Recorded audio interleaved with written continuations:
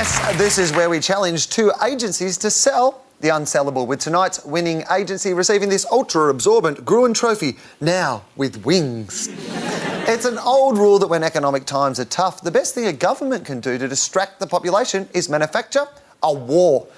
Not so easy for Australia. We can't invade Indonesia. Too big, too many people.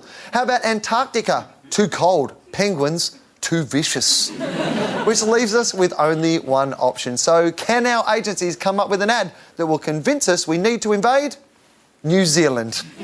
Please welcome from Marmalade, Neil Mallet, and from 303, John Mackay. Neil, you first. How hard was this one? We looked at a few areas like New Zealand, invade it before America gets there. I like that. New Zealand, it'd be a nice place to put all our dickheads. That's good. But ultimately we thought the Australian government really needed to do something more to inspire us, rather than just the sheer joy we get out of invading, or we would get out of invading New Zealand. If there's claret going to be spilt, there's got to be a decent offer on the table. So ultimately we worked it down to there was one small thing that we think is truly unique and that we love as much as the idea of beating up on New Zealand, and it's something that only the Australian government could give us, so we combined the two. All right, let's have a look. Australia loves a day off. Anzac Day, Labor Day, the Queen's birthday, we love them all. But there aren't many public holidays in the back half of the year. So this Saturday, we're going to war with New Zealand. It'll be over by lunchtime, and to celebrate, the whole country gets Monday off. And then, every year, we can crack a beer to mark the day we smashed the Kiwis. Usual, the New Zealand invasion. It's a day off in it for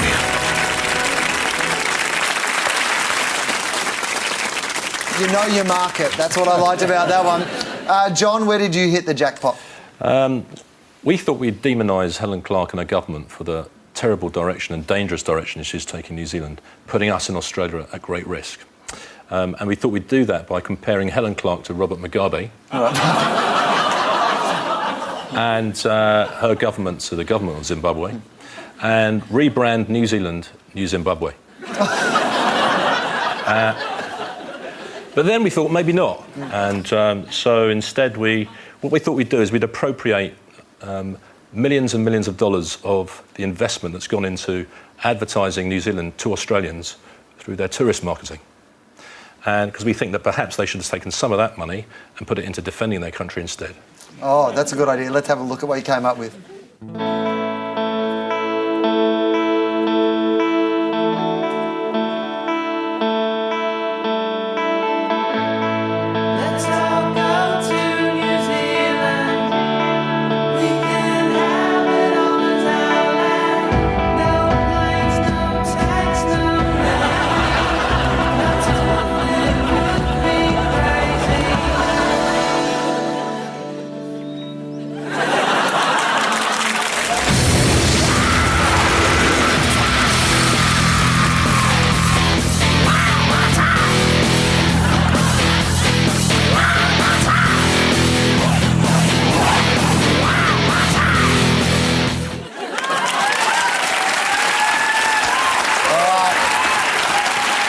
I think this is going to be the toughest one yet. I think they are both brilliant. Russell, what did you think?